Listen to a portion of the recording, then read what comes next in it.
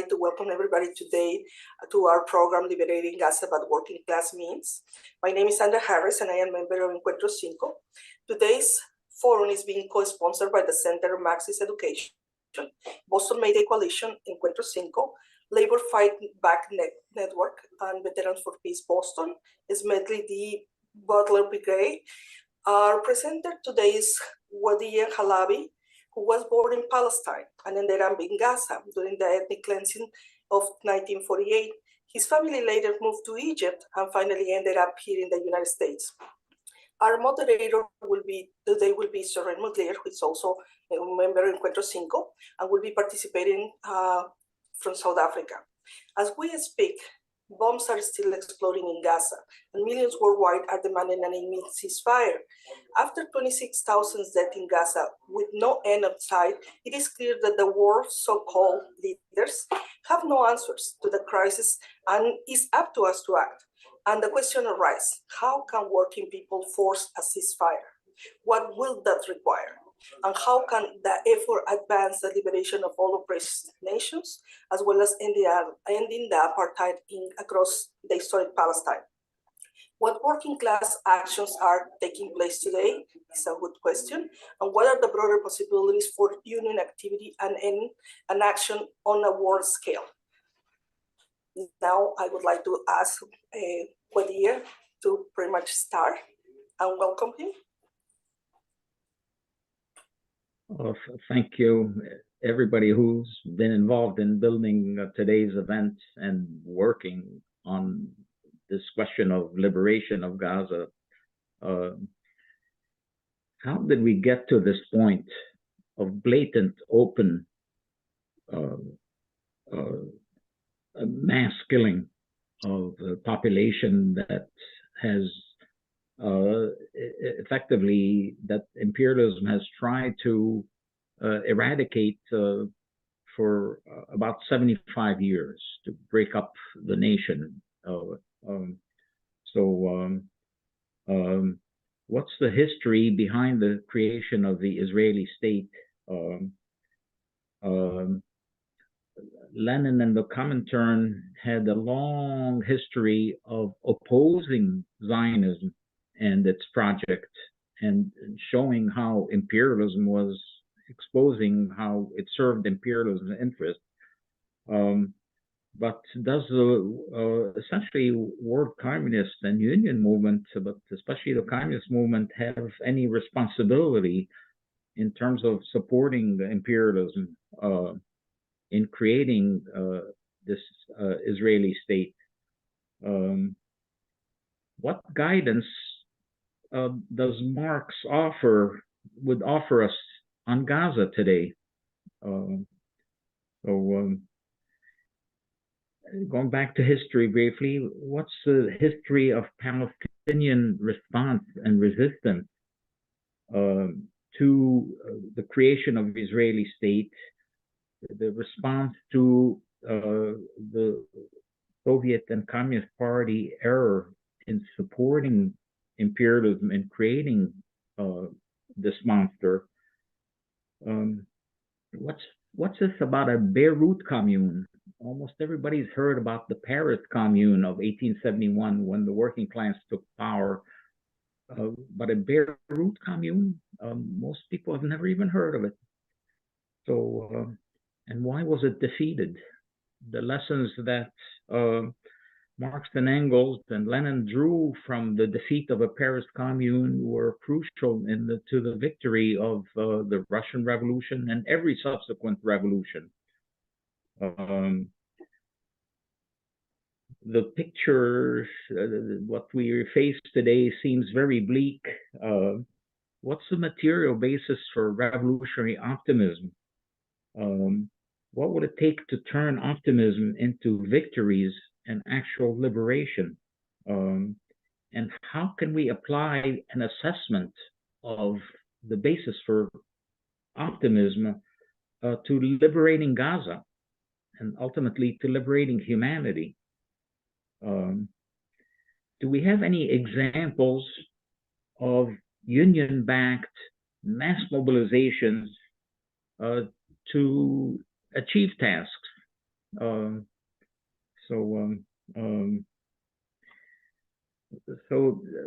To go very briefly, in November 1917, with the almost immediate victory coming of the Russian Revolution, Britain published the Balfour Declaration. And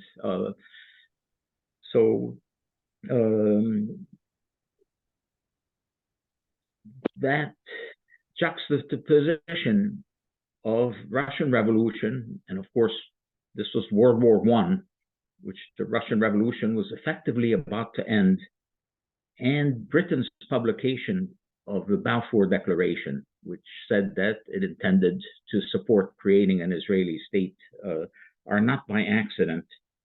And the historical evidence is that Britain's interest, there were two twin interests. One, almost as soon as the Ottoman Empire, which had essentially held sway in Palestine for 5 centuries, it was breaking up, and Britain secretly sent geologists to Palestine looking for oil. And so certainly, and the indications the geologists sent was that there may be an enormous amount of oil in under Palestine. But in addition, Palestine was basically a hub for transport of oil from where the center of world oil resources proved to be, which is not far away in the Arabian Peninsula. But there's another side to it. Again, the Russian Revolution. A disproportionate number of European Jews had not only supported the Russian Revolution, but often played leading roles. And so, in a sense, Britain's motivation was war. First, oil had proved how important it was in warfare, so superior to the use of coal for energy. But in addition, you control oil prices, and you can basically cheapen wages without having to reopen union negotiations. But in addition, part of the idea was to drive Jews from fighters for human liberation into becoming national oppressors. And in any event, and maybe Søren will go to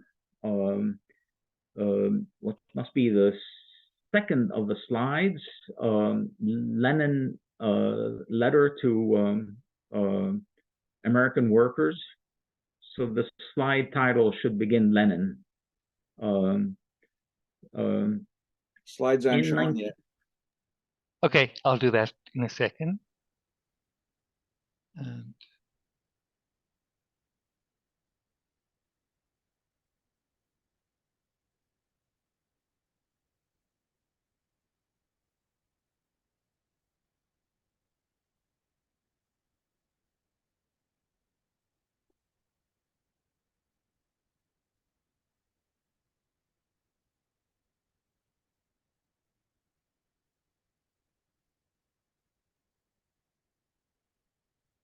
I think we should be Oh. okay now in terms of sharing the screen with you. This is what you had intended to show, right? Yes, this is great. So, so again, the Balfour Declaration and the Russian Revolution are November 1917. In August of I'm sorry, I typed 2018. In August of 1918, Lenin has this tremendous letter to American workers that I highly recommend, and not least because it shows Lenin balancing the interest of the new Soviet state and the interest of world revolution. But in the letter to American workers, it contains effectively two warnings about Palestine with a negligible population, maybe not much more than 500,000 at the time. And so I'm quoting one of them here: for the sake of their cause, that is, for the sake of winning world hegemony, the imperialists of Britain and Germany have not hesitated to utterly ruin and throttle a whole number of countries: Belgium and Serbia, Palestine and Mesopotamia, Iraq. And then essentially he's warning the world communist movement, or at the time maybe socialist movement, must they place, this is essentially, he's talking about socialists, or place the integrity and security of their bourgeois created fatherland above the interests of world socialist revolution. And he talks about essentially we do not respect the borders of essentially the capitalist world, and not least this applies to the United States with its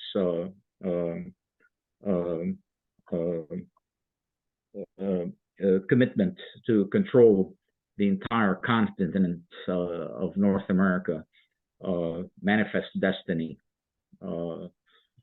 What essentially the North, what the Civil War above all for, is to control the borders of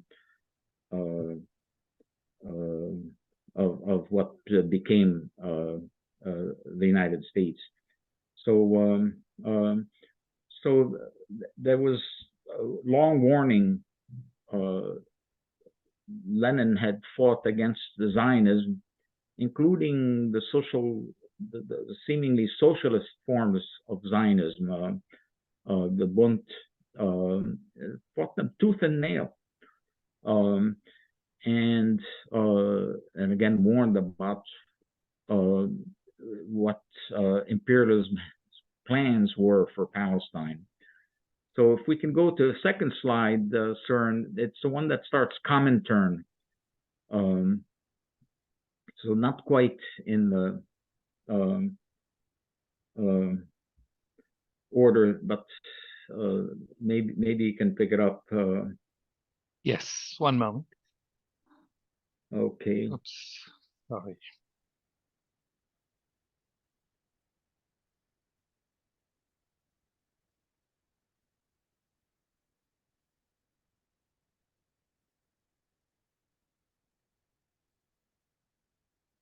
So here it is. This is from the Communist International's magazine, November 1937. One of the last issues, that I believe, of the magazine. And you see, against the British plan to divide Palestine. The article is by William Gallagher, member of parliament. He was called the Communist MP. And this goes on for quite a few pages, warning about what a disaster it would be, creation of the Israeli state.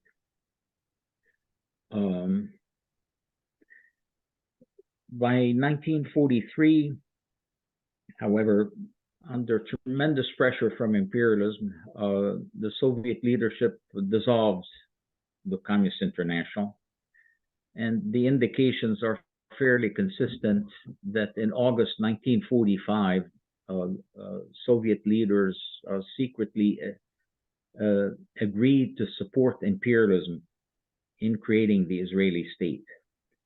Now, considering capitalism's crimes, wasn't just Hitler, wasn't just the Nazis, world capitalism's crimes against not only Jews, but also against Romans and the Sinti people of Europe. There was justification for forming a refuge for Romans and Sinti and refuge for Jews in the West, not in Palestine. But essentially what Soviet leaders agreed to support the United States in creating this monster. And one of the first actions, and one of the least known, is that the first ethnic cleansing necessary to create the Israeli state wasn't of Palestinians, what I was part of. It was carried out by the US Army, and it was cleansing a significant portion of Jews still living in Europe and forcing them to go to Palestine, shutting the door on Jews being able to migrate to the United States, where most of them wanted to go, and forcing them to go into Palestine. And this increased the population of Jews in Palestine, I would say, by more than 40%. A single action where the US Army essentially placed about 250,000 Jews, maybe slightly more, on ships and carried them into Palestine. And that was huge. In some ways, though, and we can understand why imperialism would do this. Far, far more serious is that Soviet leaders arranged essentially for the arming and training of Zionist bands, including providing them with planes used to bomb civilians and carry out the second ethnic cleansing of Palestine.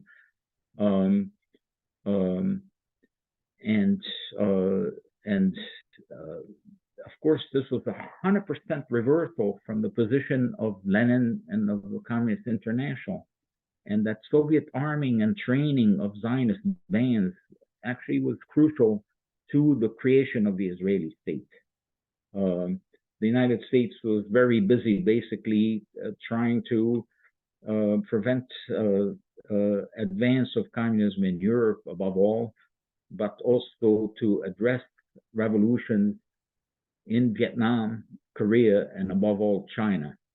And so that Soviet aid played a crucial role. Again, the Soviet agreement was very early in this period and did a massive amount of damage in terms of because it disoriented the entire communist movement. So let's go a third slide if we could, and that's what would Marx, the one says, yes, key points of maybe in guidance. the very first. Yeah. Okay, I'm going to share my screen and also remind you that you have 5 minutes left. Thank you.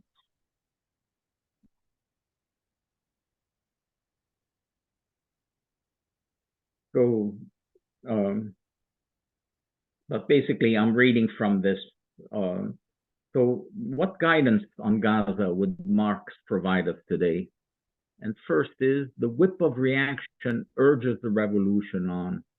By this he means that when something as terrible as what's unfolding in Gaza happens, that actually can spur international working class unity to stop the massacre and to move to real solutions. And the resulting labor unity and strength can have other applications. Ukraine, Congo, in my opinion, what's going on in Congo or Central African Republic is even worse than what's unfolding in Gaza, because it's not as obvious what the forces are behind the massacre. And then there's question of healthy food and clean water, the housing crisis that's hitting youth so badly, the environment. Second of Marx's advice is, we're not fighting to force the bosses to give us what we need. We're fighting so the working class can take what it needs. And workers' needs include liberation of all oppressed nations and land reform, breaking the lingering history, essentially from feudalism, of private land ownership and speculation. So then the call for ceasefire by working class means differs sharply from calls for ceasefire now, which are intended to pressure the powers that be. And the third is workers of the world unite. And what does that involve in practice? The call for ceasefire by working class means points to the need for the world communist and union movement to organize internationally coordinated mass mobilizations backed by labor actions to stop the production, flow, and use of arms on the people of Gaza, and to liberate Gaza and enforce Palestinian refugees' right to return. And let's go to the one more slide on the Beirut Commune. So that may be the last of the, yep. So Palestinian resistance first went from nationalism after essentially that Soviet betrayal. So one of the first things I learned as a 5-year-old was that the communists had supported the creation of this monster. And I knew as a 5-year-old and know now that injustice, that was a real crime, that injustices like that would not stand. But after the massive defeat in the 1967 war, essentially the best of Palestinian nationalists moved to Marxism that incorporated the task for national liberation, but goes much broader. And the motivation behind that essentially was the considerable successes of achievements, not least of the Vietnamese, essentially communist-led forces in resisting and then ultimately defeating the United States. I went to Vietnam in 1967. Income per person was about $300 per person in Vietnam, and they could defeat mighty U.S. imperialism, to be sure, with the help of actually the Soviet Union and China. So Palestinian movement moved from nationalism to Marxism, and after the 67 war, by 1970, essentially the working class was in a position to challenge for power in Jordan. That gives you an idea of a speed that things can happen at. That was defeated. Some Soviets were formed in Jordan in 70. It was drowned in blood with the cooperation essentially of all bourgeois regimes, no matter how radical, passive or and active cooperation to defeat the working class in Jordan. The Palestinian leadership was able to move to Lebanon, and that coincided with radicalization of the working class and the rise of workers. One I'll never forget is women workers at the Gandour chocolate. I lived in Lebanon and was there part of the time. Rose up against the bosses. And before we knew it, despite constant Israeli attacks with the cooperation of the Lebanese army, essentially workers, the working class forces, often called the rejection front, rejection of two-state, in favor of liberation of all of Palestine, secular, democratic Palestine, first defeated the Lebanese army, and then the last remaining force upholding campus power in Lebanon was the Phalange, open admirers of Hitler, armed and trained by the Israelis. And in any event, after the defeat of the Phalange, no armed power stood in the way of the working class essentially taking power in Lebanon. The United States, the Israelis ready to pounce. The United States said, don't you dare, and arranged for the Palestine Liberation Army, the bourgeois side of the Palestinian movement, headquartered in Syria, to come in. Within weeks, the Palestine Liberation Army, the masses were confused, but within weeks, the Palestinian Liberation Army was defeated. And again, no armed power stood in the way of the working class taking power.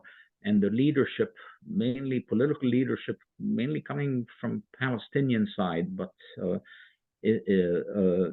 appealed to Soviet leaders effectively to support creation of a Cuba in Lebanon, except Lebanon is not an island, and almost certainly the fires of revolution would have spread to Syria, probably to Turkey, NATO country, and inevitably to Iran, which in fact had revolution break out. But the Soviet leadership refused to support socialist revolution in Lebanon. And the United States again told the Israelis not to come in and arrange for the Syrian army, armed and trained by the Soviets, to come into Lebanon and to reestablish bourgeois power.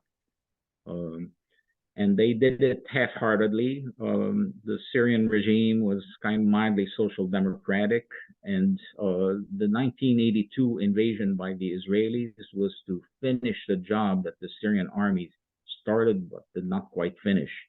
And that's what the massacres in the refugee camps, Sabra and Shatila, near the airport in Lebanon, was about. It was to finish a job. But basically what we have then is the rise of fundamentalism follows the defeat of the Beirut Commune. So let me stop at that and let's take it from there, Søren. Thank you so much. Thank you, Wadi'h. I have a few questions based on what you've said right now, and also based on some questions that John had shared with me. So I'd like to go back so that we can revisit some of the key points you made, and perhaps clarify them. You know, when we look back, say, to 1976, we're looking back 50 or so years. And the context, the international context, you know, is not as clear. Could you say a little bit more about the bourgeois regimes? Are you talking about Ba'athist regimes surrounding Lebanon, surrounding what was Jordan of that time? So you must be speaking about 1970. So when the working class attempted to take power, or was moving towards taking power in Jordan in 1970, and again Syria and Iraq, much more radical regime, and basically, essentially, actively and passively, by blocking movement, by actually use of arms, effectively moved to paralyze or even directly attack the working class forces in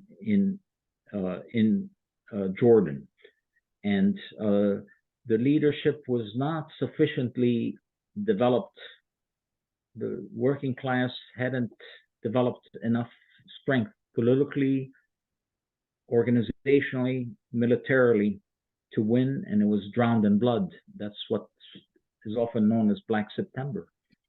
So that was the first attempt, and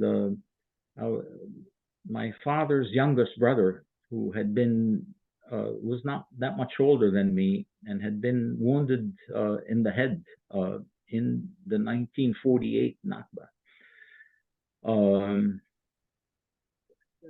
At the start of 1970, he was the Israeli plane targeted him and killed him while he was driving his car. It turned out that the Jordanian army had told the Israelis where he was, where he would be. And so the rocket that killed him entered my head, because if this was no Arab-Israeli war, here the working class was moving to challenge the exploiters for power, and class comes first. The drive to exploit overwhelms others. So as much as national oppression was an issue, as soon as the working class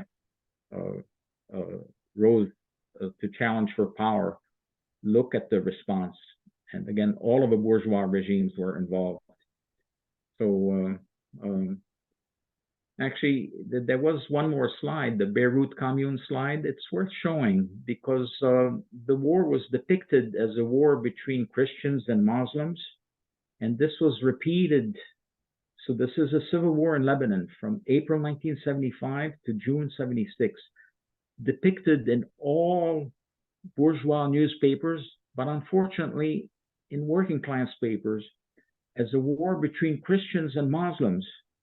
But this is one of the best defined class wars that I know of since World War II, where workers of all nationalities and all religions were came over to the side of the working class. And on the other hand, the exploiters from all religions and all were involved in terms of trying to protect bourgeois rule. So if you can go to that slide, it's an exceptional admission from the imperialists that something extraordinary happened. So very short. It's but Okay. this comes from the Hoover institutions.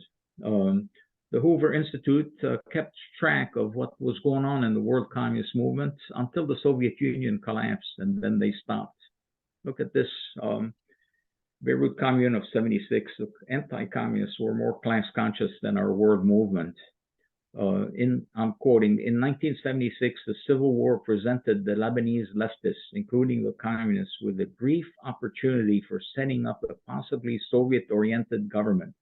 The USSR, however, appears to have hesitated in sponsoring a People's Democratic Republic of Lebanon. And this is just a few months after the last time the working class has taken power in the world, almost 50 years ago. That's in December 1975, the working class took power in Laos and formed the People's Democratic Republic of Laos. And what's followed, unfortunately, in many ways, is 50 years of defeats, including defeat of what should have been socialist revolution, not just in Lebanon, in Iran 3 years later.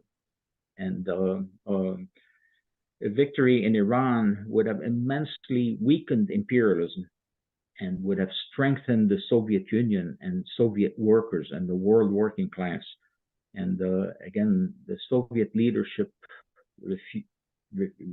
refused to support the working class taking power in Iran, where many people don't realize Iranian workers formed Soviets in Iran. Not only did they seize oil fields, oil refineries, and factories, but they formed Soviets. Third time they formed Soviets in the 20th century. 1917, again after World War II, and again in 1979. and the clergy would not could not break the Soviets. The U.S. supported Iraqi war on Iran was intended to break up the Soviets. It's one of the bloodiest wars that many people are not aware of, with the U.S. providing day-to-day satellite information and weaponry to the Iraqi regime of Saddam Hussein. And the intent was to break up the power of the workers in Iran. So it's from these lessons that essentially I've tried to draw the conclusions leading to ceasefire by working class means, liberation of Gaza by working class means. Thank you, Wadi'h. I do have two more questions that were prepared. I do notice, however, that there are other hands up, and I would like to just remind people of our agenda. After I ask some questions, then Sandra will look at the chat and see which questions come up there. And we encourage all of you to post your questions or observations and comments there. Once Sandra gets a few comments, Sandra will present these questions to Wadi'h, who will address them, and then we'll go back to take more questions. So, by way of asking my second question, it leads also to a third question. How did the Palestinian leadership or working class Palestinian organizations respond to these, what appear to me to be betrayals by the Soviet leadership? And to provide some context for that, Cuba, at the same time that we're talking about 1976, had to push the Soviet Union in order to confront the apartheid state in Angola. They succeeded in doing that. They also succeeded in deepening the Ethiopian revolution in that period. Why was there this difference with regard to Palestine? So it's a two-part question: Palestinian responses to betrayal, and also the reasons for these betrayals, where there were also advances in some other geopolitical areas.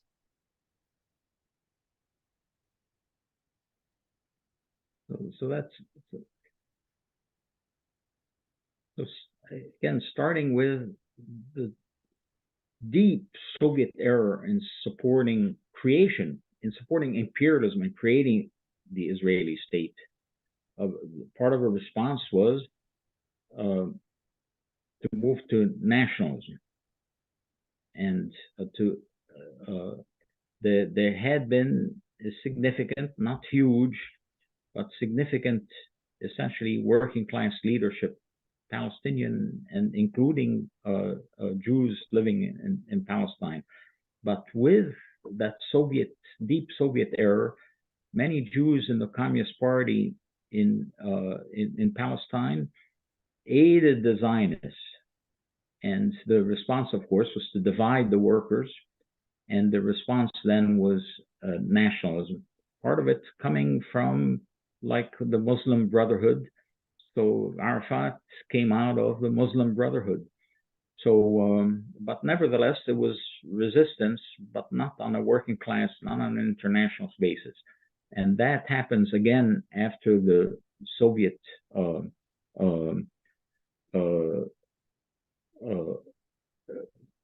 after the Soviet leadership turned its back on what should have been a done deal revolution in Lebanon in '76. So, except now it takes the form of pretty radical fundamentalist movements.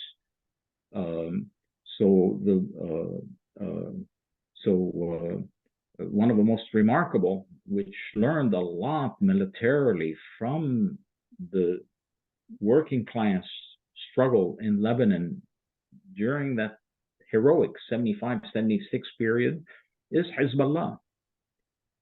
And Hezbollah in Lebanon did an extraordinary job in terms of really almost routing the Israeli army in the invasion of 2006. Extraordinary and remarkable ethics, again, picked up for an army, picked up from the working class struggle in 75, 76. But Hezbollah, in many ways, is a narrow, nationalist, petty bourgeois force. So at the same time that it was, that essentially drove the Israelis out in 2006, a defeat that they still, you know, until the resistance they're facing now. At the same time, Palestinians in Lebanon faced conditions worse than they had ever seen. And so we have that side of a force, petty bourgeois force, basically resisting imperialism and its servant, and yet ignoring the conditions that Palestinians were suffering in Lebanon, never mind in Syria next door. And this has spread, of course. So not only Hamas, but other fundamentalist groups. And often, again, they represent a petty bourgeois resistance to what imperialism is doing across, but unable to develop solutions like the solutions that the Chinese Revolution brought about, which has brought 800 million people out of extreme poverty. Solutions like in Vietnam, in Cuba. So the working class is able to make achievements that the bourgeoisie simply can't. And of course, the fundamentalists were easily used by imperialism, essentially, to tear apart the Soviet army in Afghanistan. And as ostensibly anti-American as the clergy was in Iran, they cooperated with the United States in essentially defeating the Soviet army in Afghanistan. So hopefully that answers. This is where the fundamentalist movement comes from, and the key development. Essentially, it's the weaknesses and errors of the world working class movement. Okay. Thank you, Wadi'h. Rather than asking you my third full question, I'm going to turn to Sandra because there have been a number of questions and comments and observations in the chat. And Sandra, would you like to ask these questions now, take 2 or 3? And I know that the Center for Marxist Education has their hand raised. If you could just enter that question into the chat or message me about it. In the meantime, Sandra. Yes, thank you, Soren, and thank you, Wadi'h. Very important information here that make us understand better the concept. And there have been a couple comments. Padma provided a link for also a joint statement of trade unions representing 100 million Indians workers have in solidarity with Palestine. And also we have another question here from Jose Aleman. Had been a socialist party in Palestine? If the answer is negative, why not? That will be the first question.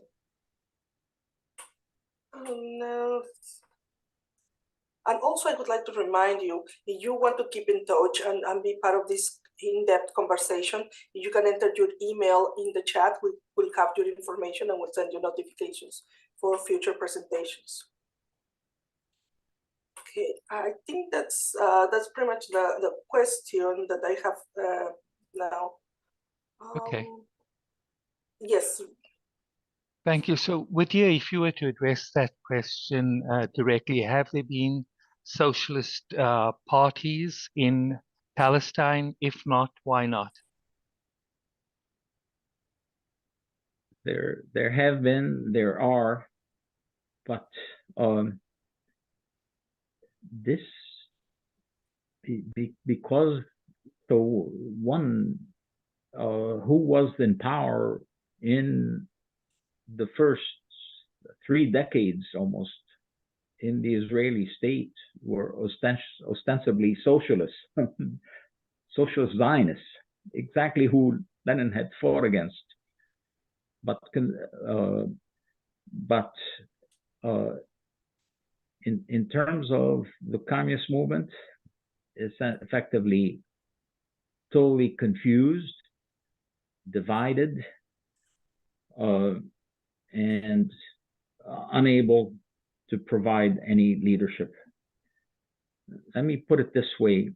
The implication of having the Soviet Union and having communist parties support the creation of the Israeli state, the implication was that communists were supporting national oppression instead of national liberation, and supporting seizing land from the tiller and handing it over to an agent of Wall Street. Can you imagine what effect that has on the communist movement, not only across the Middle East, but across most of Africa? South Africa was the major exception. To this day, other than South Africa, essentially the communist movement just devastated. This error still has not been corrected. And so the harsh answer, as much as people have tried, effectively there's a need for the world movement to correct this. And in part, this is where this proposal for ceasefire by working class means, liberating Gaza by working class means comes from, is a move to begin to correct an error. And it is intended not only to liberate essentially the people of Gaza, but to liberate essentially the world movement from the Soviet era, still not corrected. And actually, a lot of the work I've done is what were the decisive weaknesses behind the collapse of the Soviet Union and other major defeats, including defeat of the Beirut Commune, the defeat of the Iranian, what should have been socialist revolution in Iran. And a lot of this owes to years of discussion with Richard Levins, who played quite a role or often spoke at E5. So, again, to take from Marx's guidance on Gaza, the whip of reaction can urge the revolution on.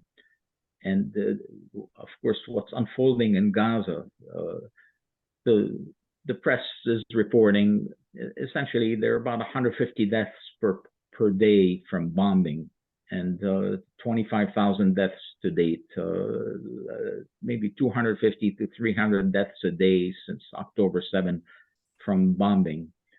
The reality in terms of Gaza is that there is very likely to be 1,500, maybe 2,000 deaths per day, primarily of children under 5, in maternal mortality, and the most vulnerable in general.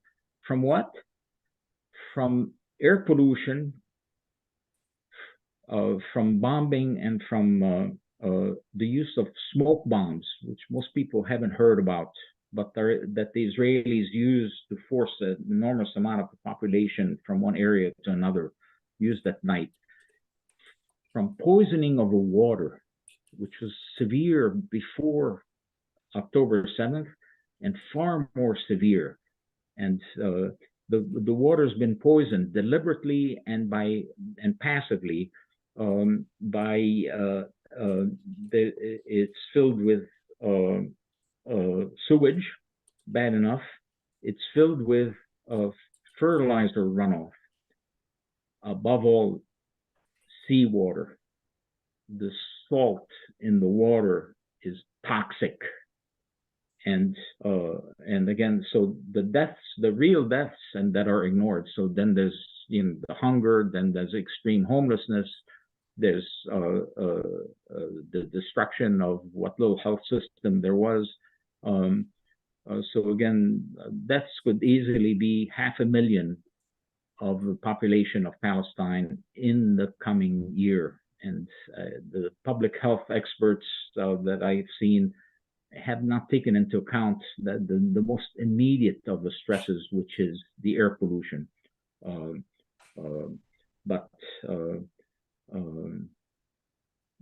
I forgot where I'm going. Okay, Søren, you have to forgive me. no, thank you. It's not easy to lose track in this genocidal fog that is before us. And so I can see how you'd readily make a journey from the 1970s to the moment of the present. Thank you, Wadi'h. There are some questions that are still in the chat, but in addition, I know that you had prepared to talk a little bit more about contemporary labor solidarity and how that will help correct the mistakes of the past, the mistakes of the workers' movement. Did you want to say a little bit about that? I know that there are many participating members of the audience of this conversation who might be able to talk also about a little bit about some of the labor organizations and their responses. Thank you. So if we could go to the second slide, the one that says Oakland in it. Okay. Because that's part of the inspiration behind the call, first for liberation of Gaza by working class means, and then since October 7th, ceasefire by working class means. So if we can go to that slide, it should say Oakland. Okay, it should be on. Yes, it is. Oh, this makes me so happy. So again, this is part of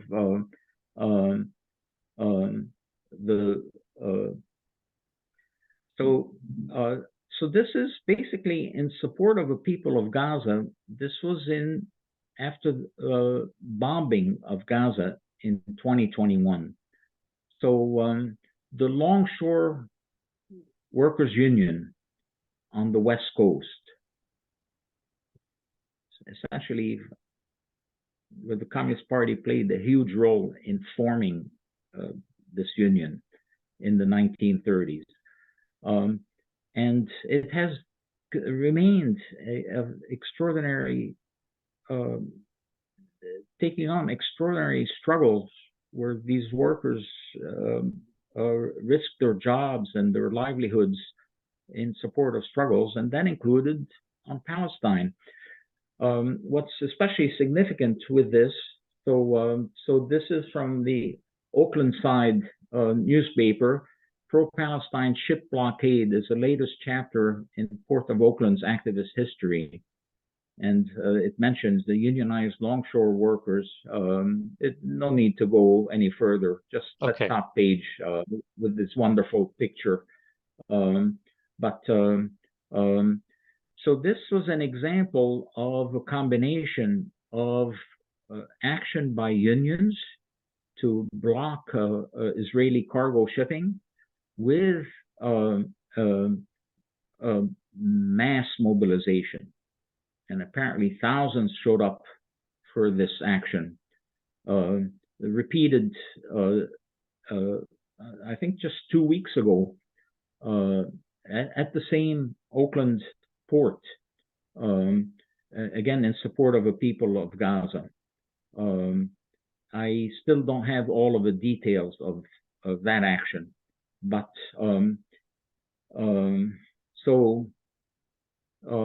long before October 7, we did form essentially labor committee to liberate Gaza by working class means, and really have to give credit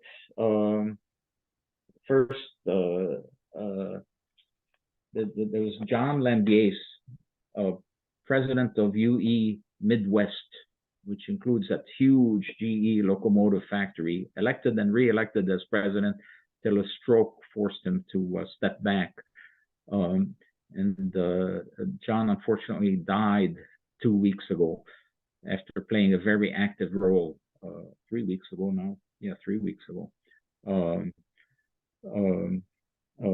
Also, Mary McGinn, John's spouse and a collaborator for many, many years, also from UE. And Sandy Eaton, longtime labor activist in the Boston area, and from Mass Nurses Association, and much more. And my own wife and comrade Sandy Rosen, and what as a group, what we were doing were essentially moving to expand on actions like this. So work I had been doing on the material basis for revolutionary optimism was identified, in particular, the unions formed or transformed around the world by the communist movement in the 2 decades after the Russian Revolution. Despite the collapse of the Soviet Union, and more than 30 years have passed since that collapse, the unions formed or transformed by the communist parties there are more than 420 million workers in these unions. Enough is essentially to paralyze the capitalists. Are they doing it? They're not. But actions like the one in Oakland and quite a few others around the world by unions in Belgium, by unions in Italy, I believe some unions in India and elsewhere, in support of the Palestinian struggle and against imperialism and its local servants, not only the Israeli army, but the Egyptian army.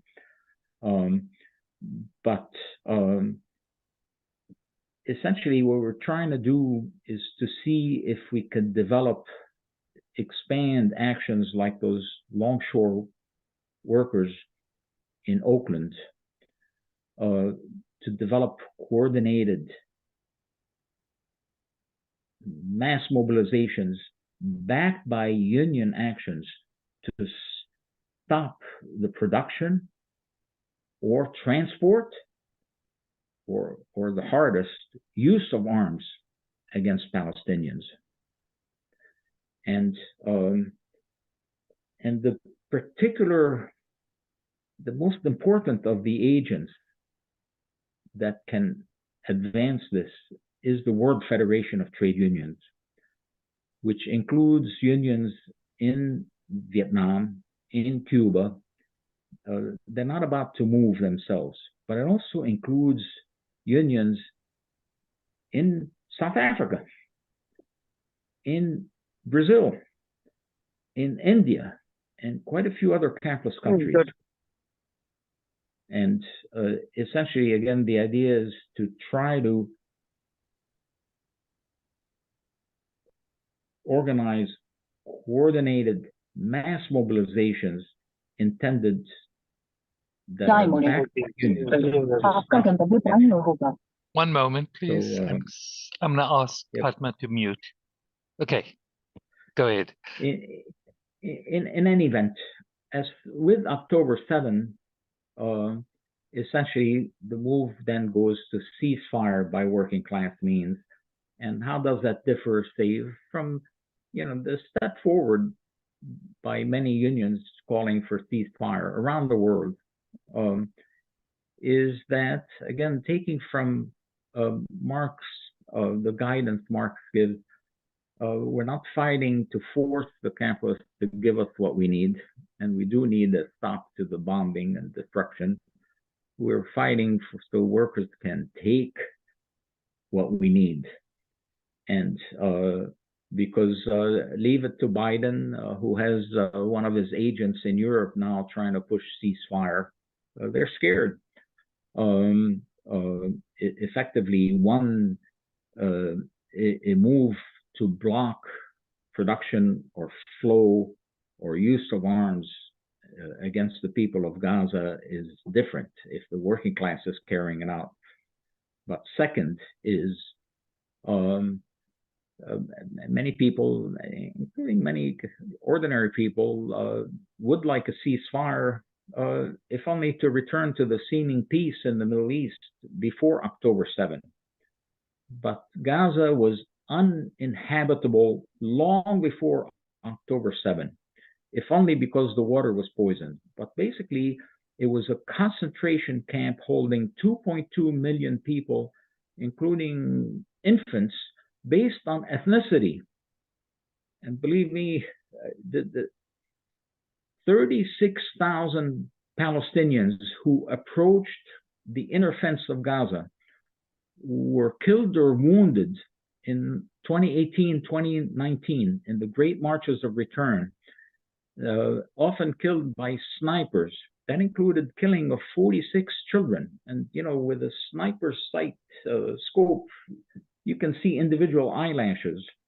The snipers killed 46 children, 700 more Palestinians, 36,000 wounded. And the snipers often, when they weren't killing, were aiming to maim. They were aiming at the spine.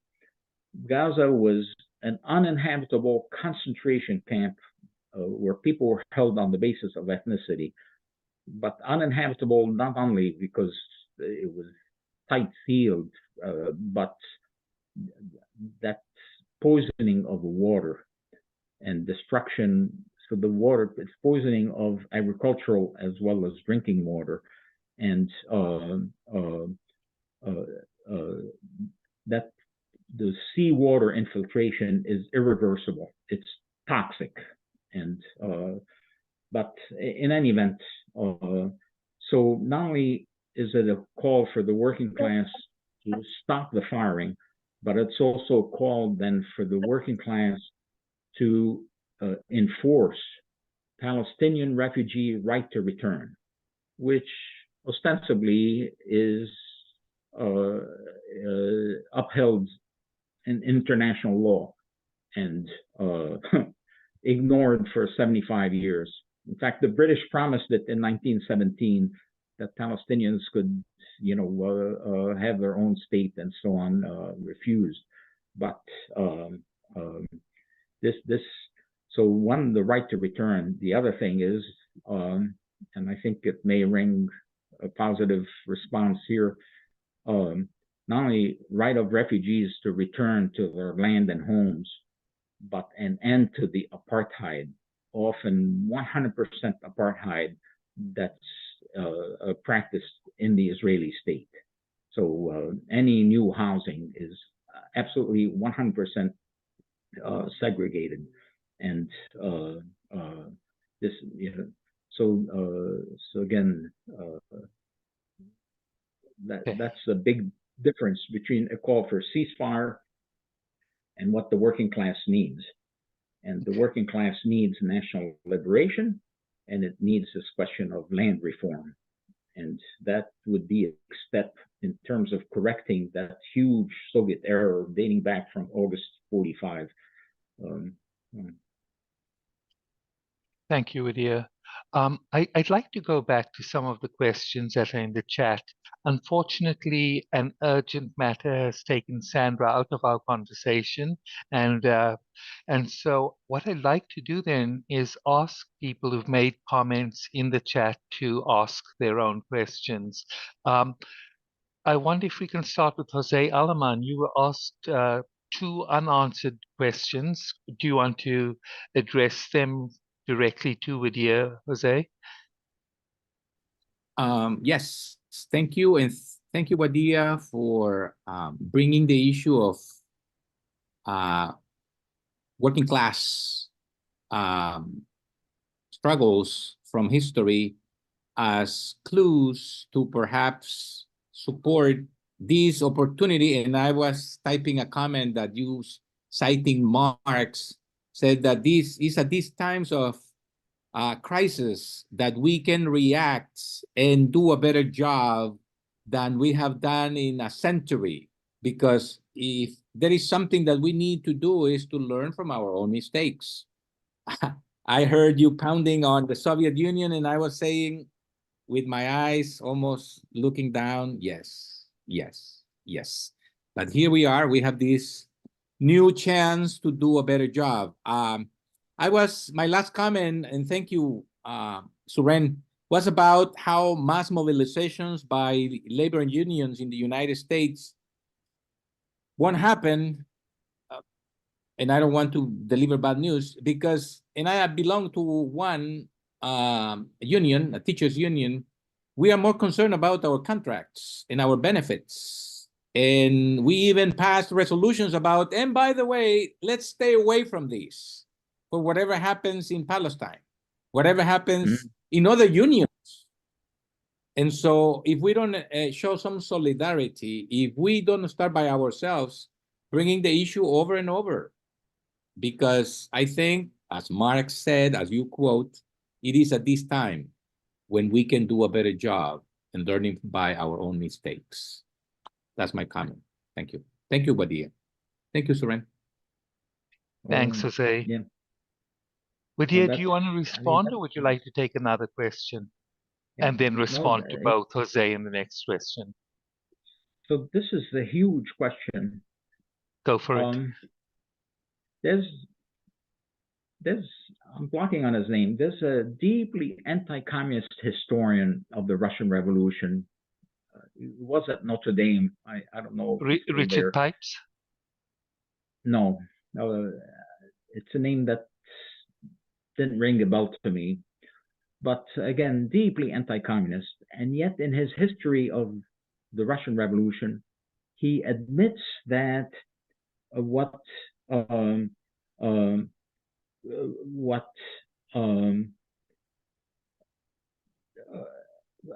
made possible the victory of a Russian Revolution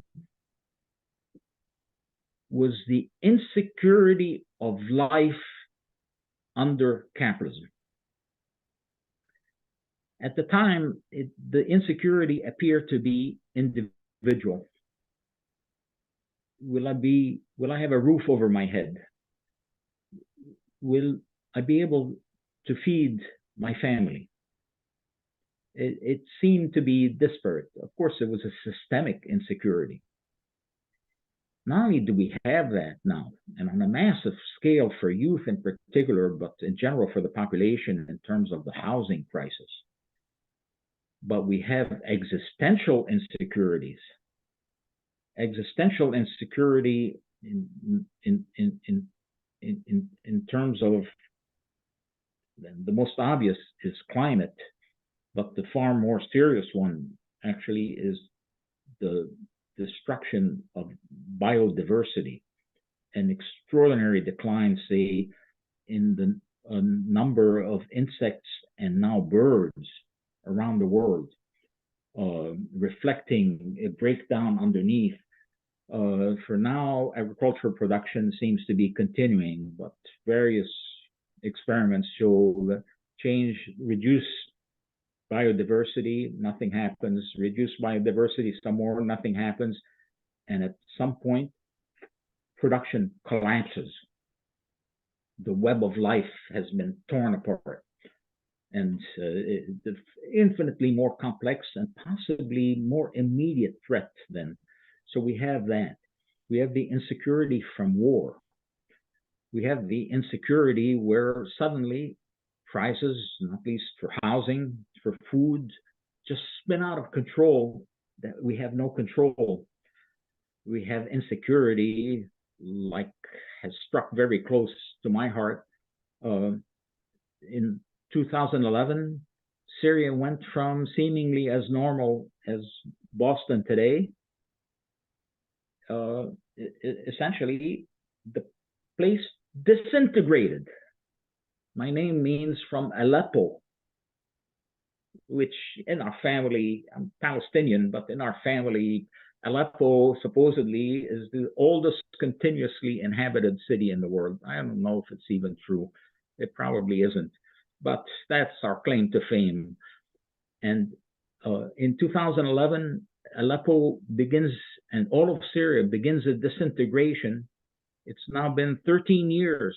It'd be 13 years in March and so my sister ended up in Libya. Also, March 2011, the U.S. threw a match into Libya. Libya has disintegrated. But Congo effectively disintegrated about the time that the Soviet Union disintegrated. And conditions in Congo are unspeakable, and probably next door Central African Republic even worse. We have this powerful thrust, potentially favoring revolution, as with who favored revolution in Russia in 1917. But the other side of this is, again, what's the material basis for revolutionary optimism? It's these past achievements of the working class. And they include Marxism, which allows us not only to properly evaluate reality. What's happening in Gaza just reflects basically the decay of capitalism and its growing weakness, above all, the growing weakness of the United States. But there's this tremendous accomplishment of the working class, which include revolution, which include development of a world communist movement. It's not effective right now, but it's around. There's an organization most people probably have never heard of, SolidNet, that brings together, I think it's now 124 communist parties whose reference points are the theory and practice, the theory, organization, and practice that made possible the Russian Revolution, the victory of a Russian Revolution, of a Chinese Revolution. These parties, between them, have about 112 members, 112 million members. There's the unions formed or transformed by the Communist Party, reflected in a small way what happened in Oakland 2 years ago, and again 2 weeks ago, and in Oakland, I think again in 2014. And then there's certain ways of organizing, there's certain ways of education. There's tremendous accomplishments like the ecological agriculture developed in Cuba, which points to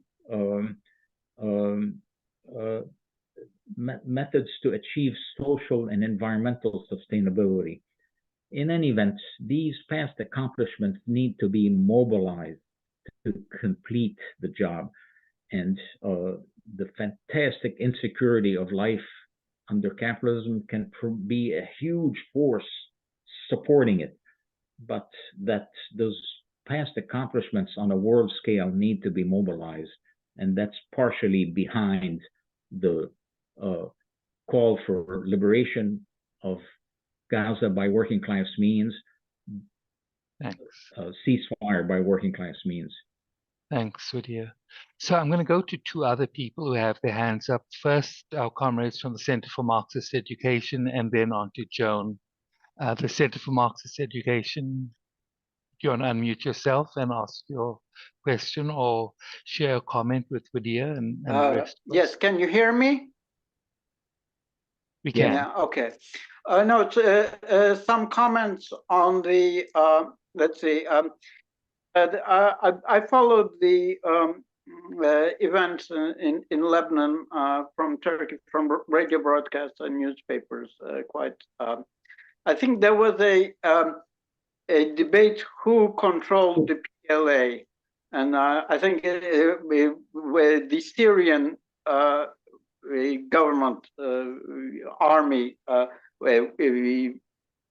was controlling it when it was sent to Lebanon. It was sort of a soft guise of Syrian intervention. Yeah, but Syria did initially support the Jordanian uprising under Salah Jadid, but Assad refused to provide Air Force cover and then overthrew Salah Jadid. Salah Jadid was quite radical. And as far as I know, one of the reasons why poor leadership in Palestine in 1948, I think it's blamed usually due to the defeat of 1938 revolt, where many of the best leaders were executed by the British. So would you confirm that? Yeah, the 36th uprising, but the killings took place in 38.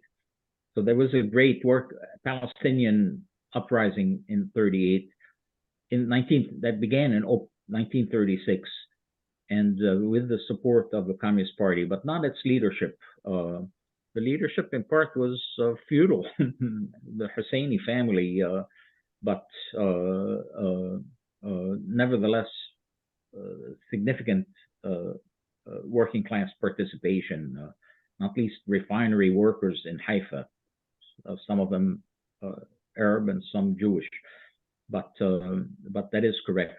In terms of PLA, Palestine Liberation Army, being called in January of 1976, after effectively the defeat of the last force holding up bourgeois power in Lebanon, the Phalange, with Israeli support. Yes, funded by the Syrians, and it was working out of Syria. But believe me, the PLO had quite a hand in it. It wouldn't have been possible. What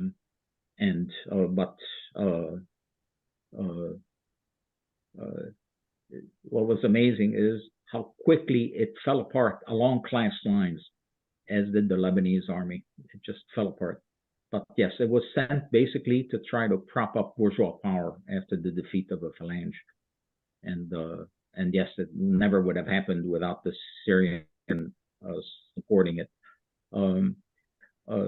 As soon as effectively the working class moved towards taking power in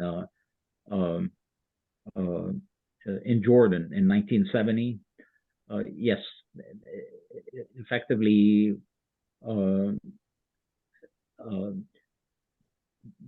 even the most radical leaders, if they failed to act to prevent the working class taking power, the rest of the bourgeois state moved to do it, and moved to stop that development. So in some ways, the Iraqi Ba'athi regime was the stronger, more radical one than in Syria. And again, passively or actively, they all ultimately, all bourgeois forces made sure about the defeat in Jordan in 1970. Thanks, Wadi'h. I want to ask you a question that actually came out of the chat, but seems particularly pertinent at this moment. When the PFLP was formed in 1967, it represented a combination of radical nationalism with at least an aspiring socialist vision. Where would you put them in your typology of movements? This was a question that came from AJ. How do you evaluate the PFLP leadership, given that they affiliated with the PLO, although of course were not Fatah by any means? Extraordinary, absolutely remarkable, and moved very rapidly to Marxism, with quite a bit of, understandably, I would say, initially ultra-leftism that was then including hijacking of planes, but then this is tempered first by revolution, essentially drowned in blood in Jordan. But nevertheless, the working class keeps developing and expressing itself.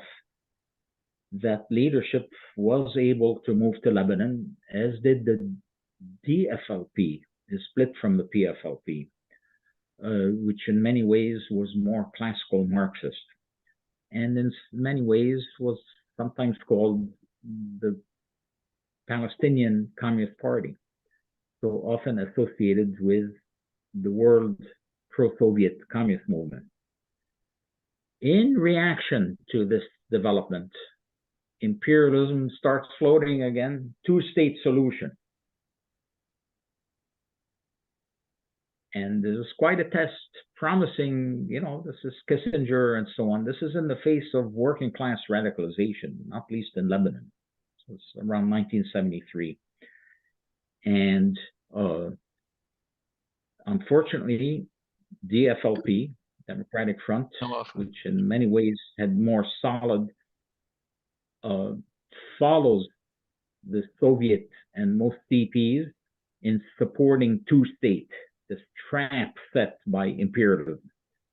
And PFLP, Habash, to its credit, exposes the two-state as basically little more than promising a South African solution, the Bantustan, and this was a trap. And so then PFLP is essentially who's providing the political leadership and guidance to civil war in Lebanon, to the working class side in Lebanon. Absolutely remarkable. And to its credit, say the Communist Party in Lebanon, which was also supported two-state, handled itself honorably, wasn't in the leadership, but handled itself honorably through the civil war in Lebanon. But here it is, almost 50 years since May, June of 1976 and defeat of the Beirut Commune. It's really Lebanon Commune. I use Beirut Commune provocatively because of the importance of the Paris Commune. But really the working class took power effectively across Lebanon. But after the defeat of 1976, PFLP is still around. 75,000 people filled the stadium in Gaza. I think it may have been for its 40th or 50th anniversary, 2007 or sometime around then. But it's still handling itself honorably. But after a defeat like it suffered in Lebanon, or specifically first in Jordan, but above all in Lebanon, coming so close, actually in a position of power, and being defeated like that with the world movement ignoring it or helping with its defeat. It's not in a position to take leadership, and really, in part, it's for the world movement. Again, there's such a problem of decay in capitalist countries that we have to gather up all of our forces, and above all, those where communist parties are in power, and to move to complete humanity's liberation from capitalism. But hopefully that's some answer on PFLP.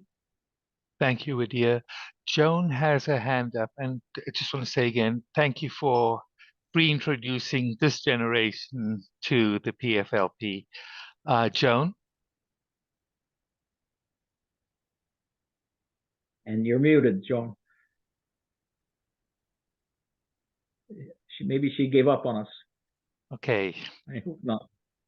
Okay, in that case, given that we have a few minutes left, I'm going to turn to Sandra to close us out and share an important announcement.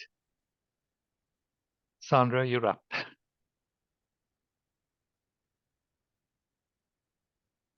Oh, you're muted. Thank you very much. Okay, yes. So if there are no more questions, I would like to make an announcement. I would like to share with you all in the chat. It's going to be an invite from our Peña. Encuentro 5 host Peña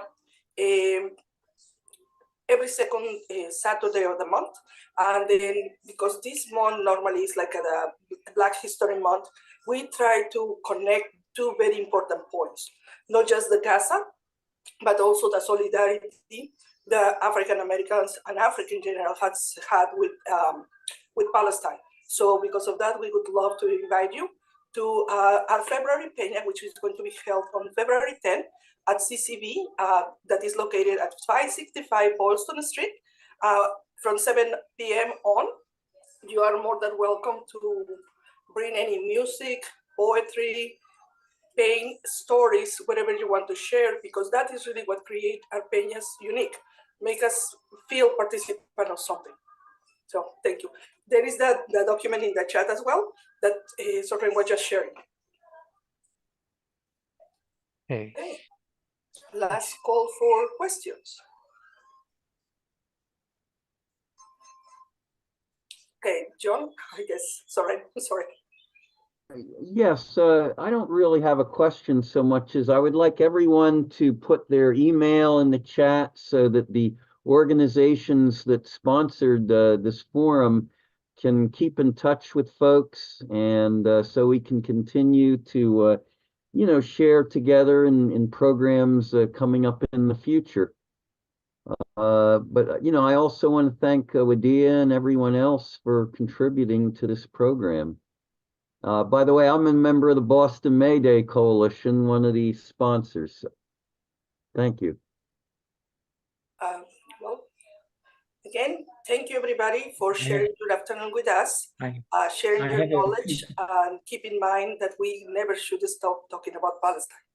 Thank you. I have a few people to thank myself, besides all of you who put up with this.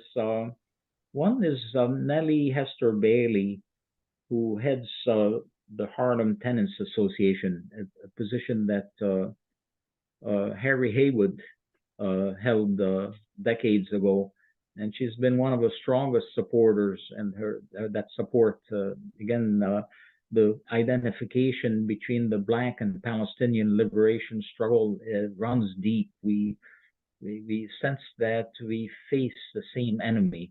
And in many ways, of course, the Black liberation struggle is up against most immediately this enemy. But they're all the national struggles in the United States. Sanya Halabi, who has supported this and who's been in the New York Times and elsewhere for after Indiana University blocked an art show that was due to start and that had worked on for decades. And she's turning against the. There's Al Sargis, who who organized the China Study Group out of the Center for Marxist Education. He's in Oakland now, and some of the information on Oakland I have, and he took Sandy and myself personally to tour the port in Oakland when I spoke there about 7 years ago. And then there are many comrades in China at the Academy of Marxism and the Chinese Academy of Social Sciences, and they've hosted me over 25 years. And a lot of essentially the work towards understanding, identifying the weaknesses that have led to the Gaza horror, to the collapse of the Soviet Union and so on. A lot of that is thanks to discussions. So there are things going on in China that we don't readily see, but there's a very significant part of the Communist Party in China that's really committed to liberation of humanity. And mind you, the main reason they've put up with me for almost 25 years now is that they want to avoid suffering the fate of the Soviet Union, and there's reason for cautious optimism. So again, thank you all, and everyone who organized this, John Harris, but Yusuf, but also Surin and Sandra. Thank you so much, and hope to see you again. Thank you, Wadi'h. Thank you, everyone. Bye-bye. Thank you, everyone. Enjoy your afternoon. Bye-bye.